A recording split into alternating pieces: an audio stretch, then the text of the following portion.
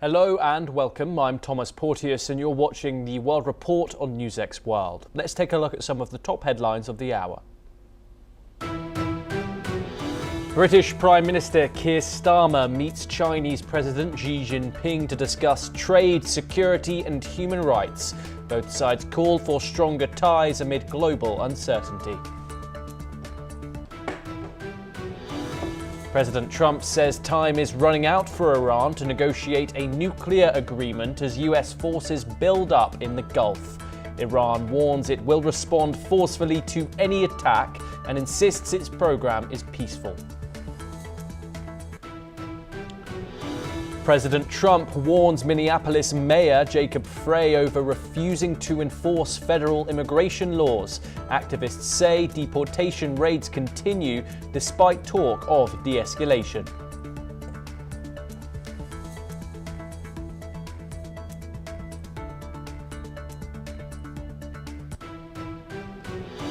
A plane crash in northeast Colombia kills all 15 people on board, including a local lawmaker.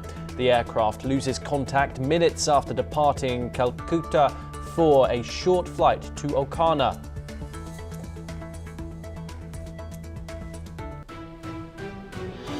Russian drone attacks in southern Ukraine kill 3 people, according to regional officials. The strikes hit overnight as the war continues.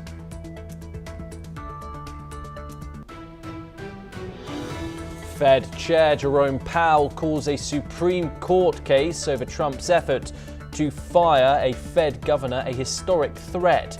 Powell says he believes the central bank, however, will remain independent.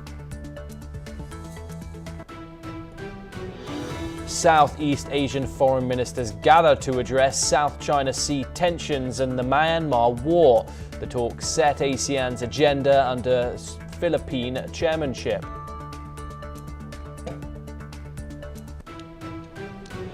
We start this hour in East Asia, and China has issued a strong warning against any military action targeting Iran as tensions continue to rise across the Middle East.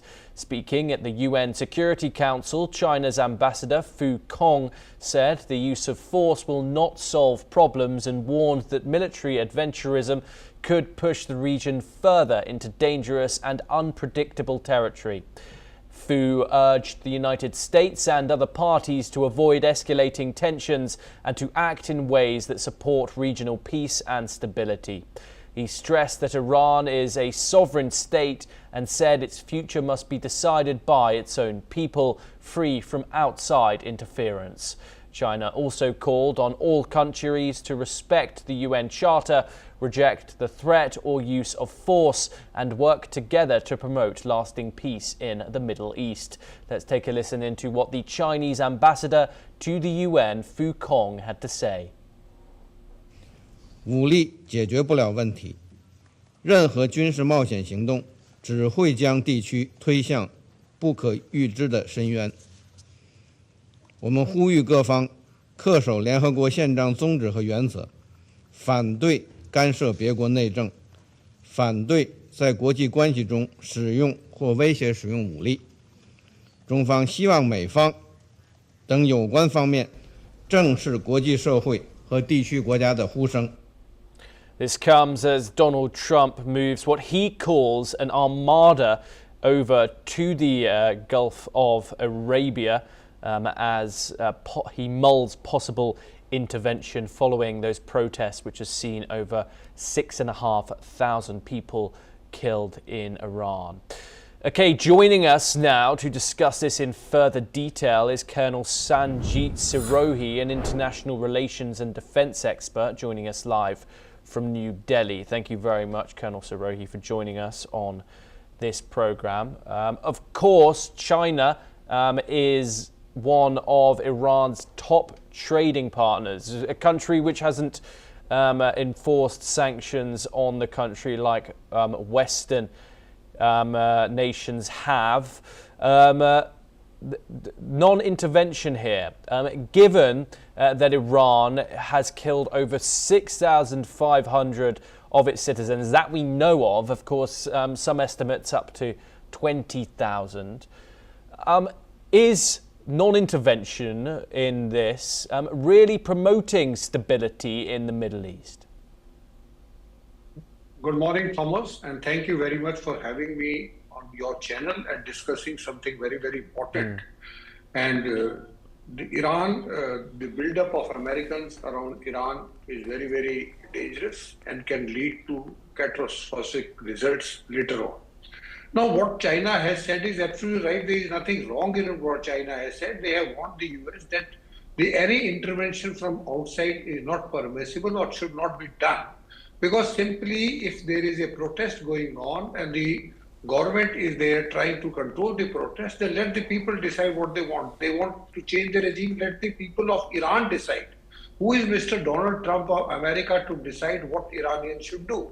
So I think that way they are absolutely correct, but there is a hypocrisy as far as these major powers are concerned.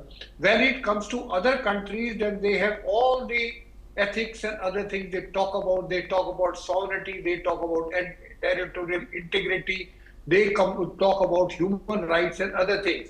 But when it comes to their own area or own interest, then they do what they feel like doing it.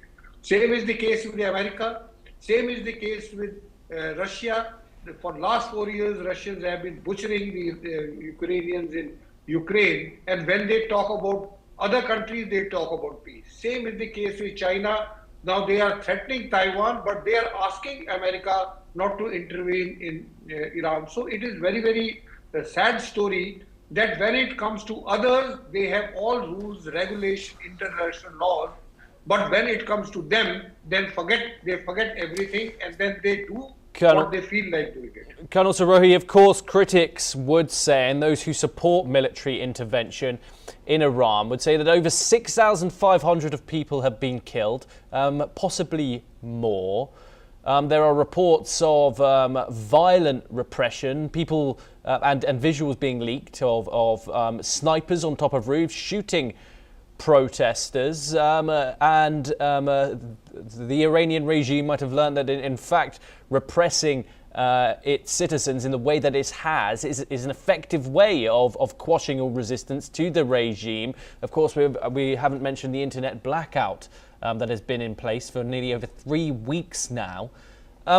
What do you say to the people who argue that in fact the United States should intervene due to the fact that that Iran keep repressing their citizens and do in fact need help? No, my question is why only United States should intervene? I think that United Nations should intervene and all nations should intervene. Who is given the authority to United States to do the policing for the complete world? Let United Nations decide, let United Nations Security Council decide, and let them take the case, and if anything has to be done, it has to be done with the permission or with the authority of United Nations. United States has got no authority. They can go to Venezuela, pick up their president. They can attack Nigeria. They can ask for Greenland. They can ask for Garcia. So my point is, who has authorized Americans or Mr. Donald Trump to take action against Iran? Then it should be, if it has to be done, then it has to be done, should be done by the United Nations. Whatever is happening in Iran and whatever the regime is doing with the protesters, that is totally incorrect. And I fully agree with that there 6,000 plus people have been killed and thousands have been arrested and detained. That is very, very sad. But point is, this should be taken up by the whole world and not only one country, because that country now today, they think that they are the world power and they can decide whatever they want to decide, whether it is in Venezuela, whether it is in Greenland, whether it is in Denmark, or it is with Nigeria, or with India, Diego Garcia, anything. So they think that they should be done. So that is what my point is. My point is not, I am not saying that whatever is happening in Iran is right. It is absolutely incorrect and everybody should condemn that. Thomas. Colonel Sirohi, stay with us as we move on to a related development coming up next. European leaders are sharply escalating pressure on Iran as unrest inside the country draws international reactions. German Chancellor Friedrich Merz said the Iranian government's days are numbered, calling the regime illegitimate after a violent crackdown on protests. His remarks come as US President Trump renews threats of possible intervention. Listen into what the German Chancellor Friedrich Merz had to say. Ich bedauere sehr, dass es immer noch ein oder zwei Länder in der Europäischen Union gibt, die noch nicht bereit sind, die iranischen Revolutionsgarden als Terrororganisation einzustufen. Das hätte heute. Und meine Überzeugung bleibt, ein Regime, das sich nur mit blanker Gewalt und Terror gegen die eigene Bevölkerung an der Macht halten kann, dessen Tage sind gezählt. Es können Wochen sein, aber dieses Regime hat keinerlei Legitimation, das Land zu regieren. Und wenn es eine hohe fünfstellige Zahl von Todesopfern gegeben hat bei den letzten Demonstrationen gegen das Regime, dann zeigt sich eben, dass offensichtlich das Mullah-Regime sich nur noch mit blankem Terror an der Macht halten kann. Wir sind Meanwhile, France is also hardening its stance. Government spokesperson Maud Breguion said Paris will support new European sanctions targeting Iranian security and judicial officials. She added that discussions are underway with EU partners on designating Iran's Revolutionary Guards as a terrorist organisation. The comments signal a tougher European approach as tensions over Iran's internal repression and regional stability continue to grow. Let's listen in to what the French government spokesperson had to say. La situation en Iran, avec une répression d'une violence sans équivalent dans l'histoire contemporaine de l'Iran. Pour vous dire que nous soutiendrons l'adoption de nouvelles sanctions européennes contre des responsables sécuritaires et judiciaires iraniens lors du Conseil des affaires étrangères de demain. Et une réflexion est en cours avec nos partenaires européens sur la désignation des gardiens de la révolution comme organisation terroriste. À ce sujet, je veux être très claire, il n'y a aucun tabou. Retired Colonel Sirohi joins us once again to discuss this. The European statements. We saw them snap back their sanctions in after the 2019 deal was made and expired, joining the United States in placing sanctions back on Tehran. However, now just specific sanctions targeting the Revolutionary Guard. Do you see this changing the situation whatsoever in terms of tackling repression inside Iran? And what impact is it expected to have on those people that the sanctions are targeting? Look, Thomas, what we have to see is that these sanctions have, yes, created more problems for Iran. And this, if you see, the protest was not against the regime initially when it started off. The protest was against the rising inflation and devaluing of their currency. And there was unemployment. So that was the main reason of the people protesting. So it is the economic conditions which have led to this protest. After that, once Americans and other people, they start supporting the protesters, that is the time they started talking about changing the regime. So if you put on more sanctions on that, I don't think so that it will going to help anyway, because if the regime has decided that they are going to, they have come heavily on the protesters, then I think the sanctions are not going to solve any purpose and things may escalate further. So it is better that there should be talks between Iran and European Union or United States and take out a middle path where the sanctions are also reduced to some extent and Iran is brought to a negotiating table to have a nuclear deal. Because the main aim of Americans is that there should be a nuclear deal with Iran and Iran should give in writing and they must ensure that the nuclear program is only for peaceful purposes. But whereas Iranians, they are trying to enrich the uranium, so that is the problem where the Americans and the Israelis are thinking that once Iran gets the nuclear weapon, then it will be a great problem in the Middle East. So I think the basic issue is not about the protesters. The basic issue is either the regime is changed or Iran is brought to a negotiating table where the nuclear deal is done with America. That is the aim. It is not that because of protesters, Okay. Americans are trying to build up their armada and they are trying to encircle this thing, Iran. Number two, I want to mention here is that Mr. Donald Trump is very, very sympathetic toward the protesters in Iran. What about the protesters in Minnesota and Minneapolis? There, the enforcement agents are killing the people on the ground and without any distinct remorse from either Donald Trump or for any of the administrative officials. Okay, Colonel, Thomas. I want to focus back in the statement. Mers there said the Iranian regime is numbered. Of course, Donald Trump, particularly hawkish in terms of his foreign policy, as we've seen this year. We've, of course, seen Donald Trump strike Iran before, their nuclear facilities at the end of that 12-day war with Israel. We also know that Donald Trump, of course, is a huge ally to the Israeli government as well. This saga clearly isn't over when it comes to Donald Trump and Iran.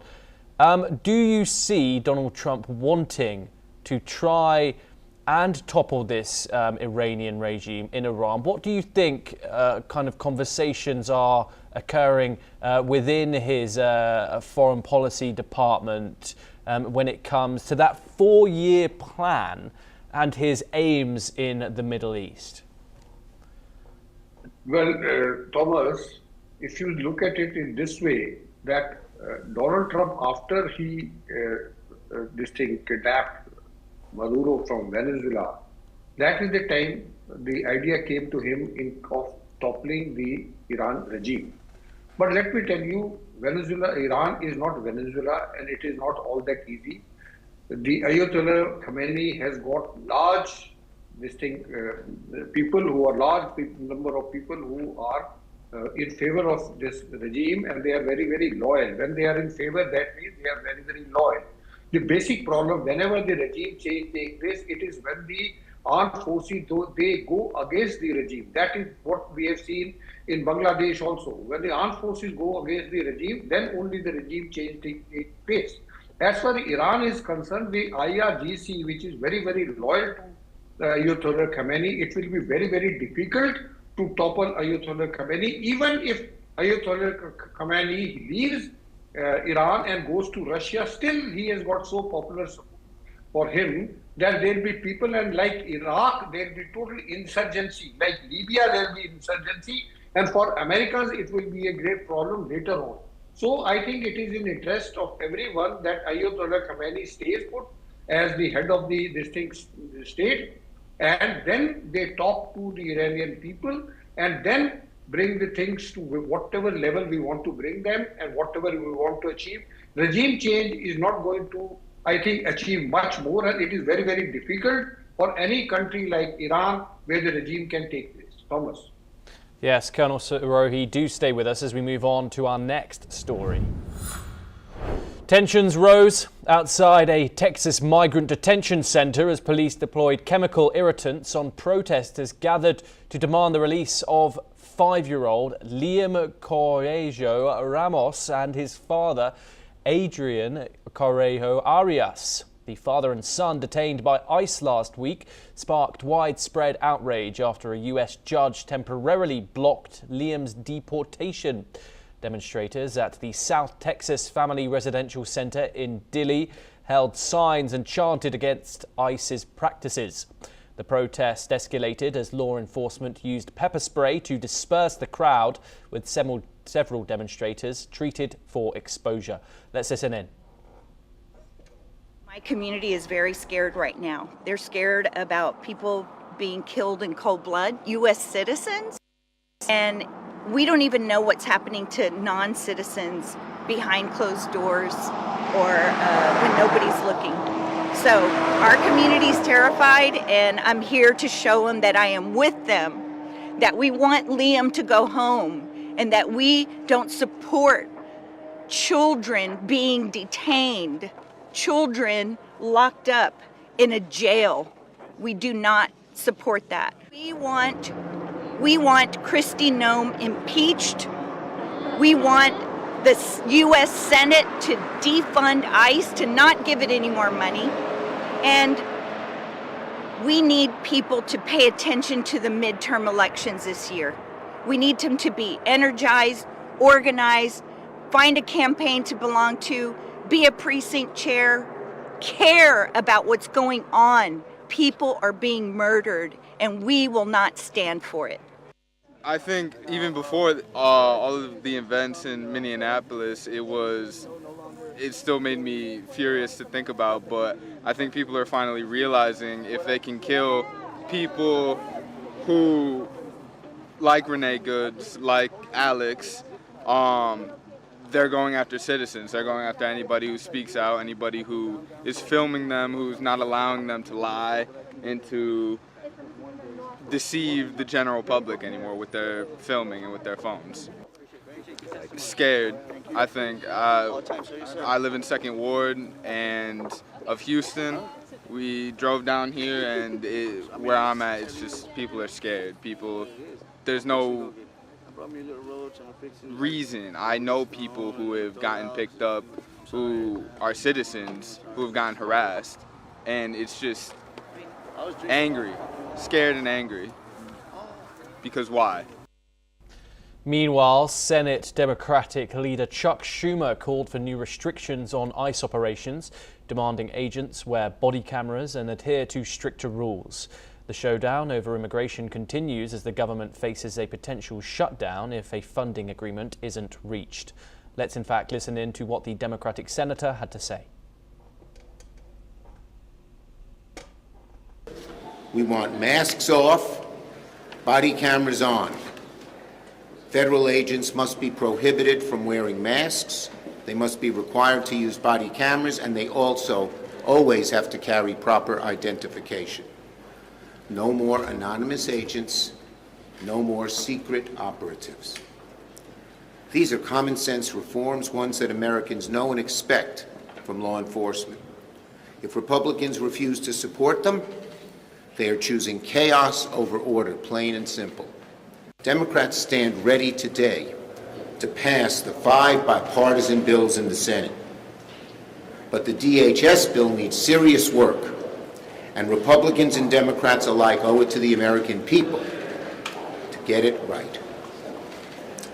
It's now on Leader Thune to separate out the DHS bill, just as Speaker Johnson did in the House, and start working with Democrats to rein in ICE, imposing oversight, accountability, and empowering local law enforcement in our communities.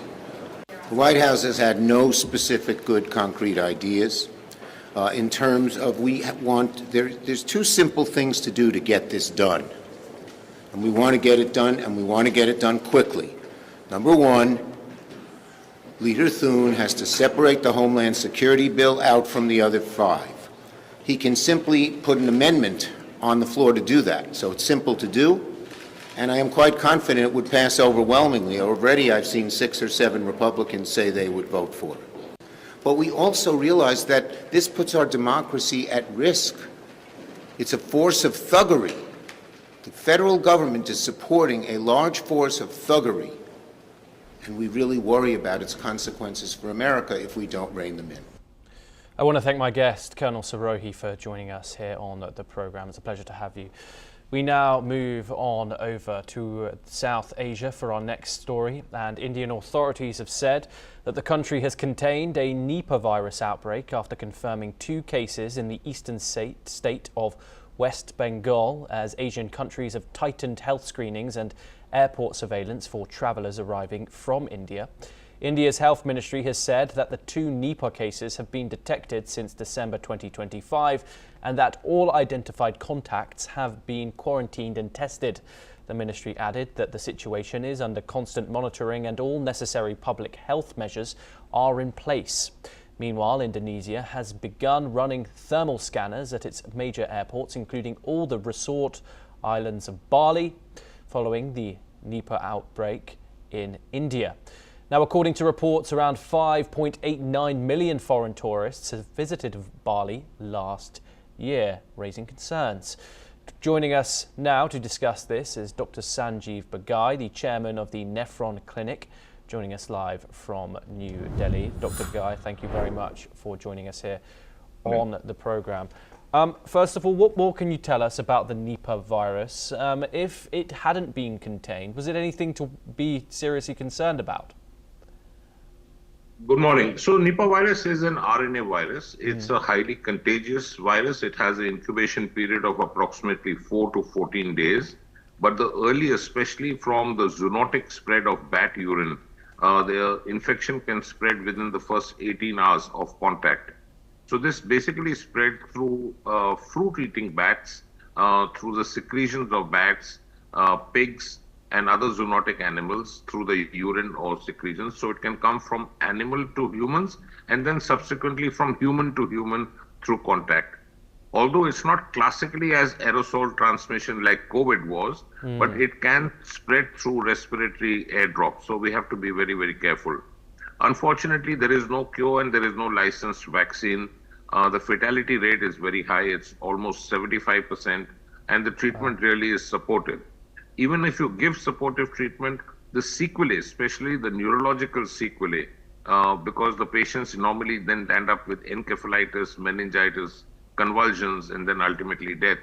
If they survive this critical period, the long-term sequelae and damage to the brain and other body organs is pretty heavy. So screening is very important, precautions, public health messaging is extremely important to stay away from these especially the people who work with animals, to be careful with the secretions, to wear protective gear, and in case you have any symptoms, to bring it to the attention of the doctors as quickly as possible. Yeah, and Dr. Bagai, how much of a job would it have been to get this under control? And of course, the assessment of the need to be concerned about it, is it no longer? I think we need to be careful, primarily because any viral infection, vis-a-vis like Nipah, presents like any viral fevers. So classically, the people will have fever, headache, myalgia for the first couple of hours or couple of days, and then nausea, vomiting, upper respiratory infections, pneumonias, and then the neurological effects, which is encephalitis, delirium, unconsciousness, convulsions, and then subsequently death. So it's very difficult to differentiate between Nipah virus and any other virus in the first 1 or 2 days. So very high index of suspicion, especially if you're coming from a place where this is kind of endemic or it is spreading, screening and quarantine becomes critical. Dr. Bagai, thank you very much for taking the time in joining us. It's a pleasure to talk to you. We now move on to our next story and back over to Latin America, and Venezuela's armed forces have officially recognized acting President Delcy Rodriguez as commander-in-chief, reaffirming their loyalty to her leadership in Caracas. This ceremony took place on January the 28th after about 25 days after US forces captured President Nicolas Maduro and his wife Celia Flores in a military operation and transported them to New York to face federal charges. At the event, senior officials, including Defense Minister Vladimir Padrino Lopez and Interior Minister Diosdado Cabello, swore absolute loyalty to Rodriguez on behalf of the security services and the National Armed Forces, handing her the baton of command. The decision underlines the military's position in supporting Rodriguez's interim government as Venezuela navigates a highly unusual political crisis following Maduro's removal from power. The US government has acknowledged Rodriguez's temporary role while maintaining that it does not intend to let her or Maduro's associates remain in long-term control of Venezuela. Let's take a listen in. Y le tengo un mensaje muy claro al extremismo de Venezuela y a sus conexiones internacionales. Hemos, a través del programa de convivencia democrática y paz, hemos abierto un espacio para el diálogo político. Que vengan todos los que amen a Venezuela de verdad, pero los que pretendan perpetuar el daño y la agresión contra el pueblo de Venezuela, que se queden en Washington, porque aquí no van a entrar a dañar la paz y la tranquilidad de la República. Habrá ley y habrá justicia. Estamos dispuestos al entendimiento, estamos dispuestos al diálogo, pero no estamos dispuestos a otra agresión, que tengan que buscar a las potencias nucleares para que agredan a nuestro pueblo y lo pretendan chantajear y extorsionar. Reconocemos y juramos lealtad y subordinación absoluta a la ciudadana Delcy Rodríguez Gómez como presidenta encargada de la República Bolivariana de Venezuela, nuestro comandante en jefe. Somos los hijos e hijas del Ejército Unido Libertador. Nosotros venceremos. Nuestra lealtad a la Constitución Nacional y a su presidenta encargada es absoluta, porque entendemos que defender su gestión es defender la continuidad del gobierno y la integridad del pueblo venezolano. Por tal motivo, las mujeres y hombres que integramos todos los organismos y cuerpos de seguridad de la patria en perfecta fusión popular, militar y policial, la reconocemos a usted, doctora Delcy Eloína Rodríguez Gómez, como la presidenta encargada de la República Bolivariana de Venezuela y comandante en jefe de la Fuerza Armada Nacional Bolivariana y de los cuerpos policiales. We finish with some news from the tech world, and Samsung Electronics see the acute chip shortage this year driven by the AI boom. Strong memory demand is benefiting its main chip business, but creating challenges for other units like smartphones and displays. In the fourth quarter, Samsung saw its operating profit more than triple, setting a record high. However, the Samsung warns that surging memory chip prices are raising costs in its smartphone and display businesses. This leads to Samsung shares down to 1.2% after a sharp rally this year. Samsung memory chief Kim Jae-joon said the shortage of memory products across the board is expected to continue for now. He also warned that any expansion in supply will be limited in 2026 and 2027 as AI demand remains strong. Well, that's all that we have time for. Keep watching NewsX World for more international news updates.